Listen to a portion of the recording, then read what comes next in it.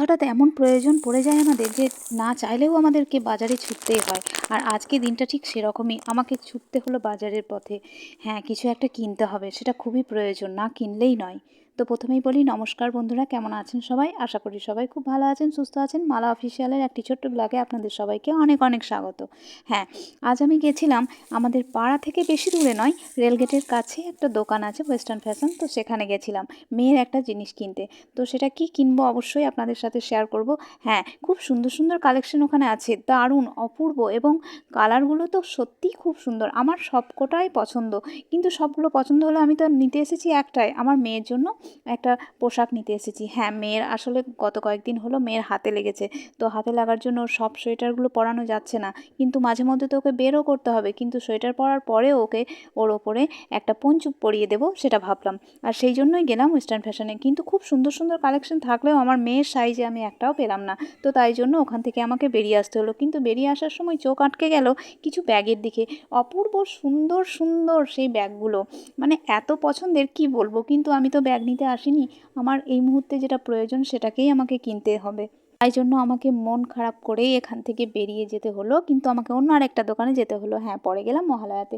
কিন্নাহারে সত্যিই খুব বড়সড় দোকান এটা, এটা বিভিন্ন রকমের এখানে কালেকশন থাকে, কিন্তু সেখানে সাইজও পেলাম আমি অনেক রকমের কালারের, সাইজটাও ছোট বড় সব মিলিয়ে খুব সুন্দর সুন্দর ছিল। তাই আমি বলতেই কিন্তু বিভিন্ন সাইজের এবং বিভিন্ন কালারের পঞ্চু একটা দাদা আমাকে বের করে দিল। আর কোনটা ছেড়ে কোনটা নেব, সত্যি খুব সুন্দর সুন্দর সবগুলো, কিন্তু কালারটা খুব একটা ম্যাটার করে না, বাচ্চারা তো বিভিন্ন রকমের পরে, কতজন গিফট করে, তাছাড়াও আমরা নিজেরাও কত কিনি, তো তাই জন্য খুব একটা ম্যাটার করে না। তো অরেঞ্জটা আমার খুবই ভালো লাগছিল, তো ওর বাবাকে আমি ফোন করলাম, বললাম কোনটা নেব। ওর বাবা বললো লাল থাকলে লাল নাও। তো লাল পছন্দ যেহেতু করলো ও, তাই জন্য আমি অরেঞ্জটাকে সরিয়ে রাখলাম আর ওর বাবার পছন্দ মতোই লালটা নিলাম। আসলে বাপ মেয়ের সম্পর্কটা খুবই গভীর, আর ওর বাবা চায় সবসময়ই ওর পছন্দ মতো পোশাক মেহাইকে পরাতে। তো যাই হোক, আমিও সে মতোই রাজি হয়ে গেলাম আর লালটা নিলাম। পরে এক দাদা আমাকে বলল যে ওইদিকে অনেকগুলো সোয়েটার আছে, একটু দেখো। তো পরিচিত যেহেতু দাদাটা, তো বলার জন্য আমি বললাম না না, আমি আজ তো আমি আমার জন্য কিনতে আসিনি, আমি মেয়ের জন্য কিনতে এসেছি। বললো তাতে কি হয়েছে, তুমি একটু দেখেই নাও। তো দেখতে গেলাম, দেখলাম সত্যিই খুব সুন্দর সুন্দর সোয়েটার ছিল, কিন্তু আমার এখন এই মুহূর্তে প্রয়োজন নেই, তো তাই জন্য আমি এখন আর কিনলাম না। কিন্তু হ্যাঁ, একটা জিনিসের প্রতি আমার অবশ্যই একটু আধটু লোভ আছে, সেটা হচ্ছে ঝুমকো। তো অপূর্ব সুন্দর সুন্দর কালেকশন ছিল এখানে ঝুমকে, কিন্তু দেখলাম ঝুমকো, কিন্তু আজকে আমি ঝুমকো নিইনি। হ্যাঁ, তারপর নিলাম কটসলের একটা জামা। কটসলের একটা জামা না নিলেই কিন্তু নয়, আসলে এটাও বোতাম দিয়ে পরানো যেতে পারে, একটা হাত পরানো যাবে, একটা হাত হয়তো পরানো যাবে না। তো সত্যি মেয়েটার হাতটা যে কবে ঠিক হবে জানি না। তো তারপর আবার দেখছি প্যান্টটা খুব ছোট, তো সেই দাদাই বললো যে এই জামাটা নিলে ঠিকই হবে, কিন্তু প্যান্টটা ঠিক হবে না। তো তারপর ওটাও আমার নেওয়া হলো না। হ্যাঁ, তবে তারপর আমি একটা জিনিস নিলাম, সেটা হচ্ছে এই টুপিটা। এই টুপিটা কিন্তু খুব সুন্দর দেখতে ছিল।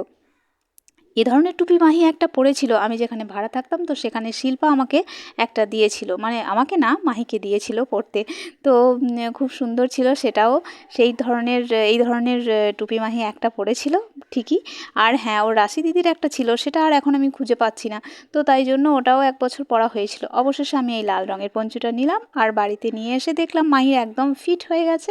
মাকে দেখালাম, মা বলল হ্যাঁ এটা খুব সুন্দর হয়েছে, খুব ভালো হয়েছে, এটা ওর গলা দিয়ে পরানো হয়ে যাচ্ছে। আর ওর বাবা এসে যখন দেখলো বললো হ্যাঁ খুব পছন্দ, ওর বাবারও খুব পছন্দ হয়েছে, তাই আমারও বেশ ভালোই পছন্দ হলো, মাহিরও পছন্দ। তো যাই হোক, আপনাদের কেমন লাগলো অবশ্যই জানাবেন কমেন্ট করে, ভালো লাগলে লাইক করবেন, আর সত্যি আপনারা শুভকামনা করুন যাতে করে মেয়েটা ভালো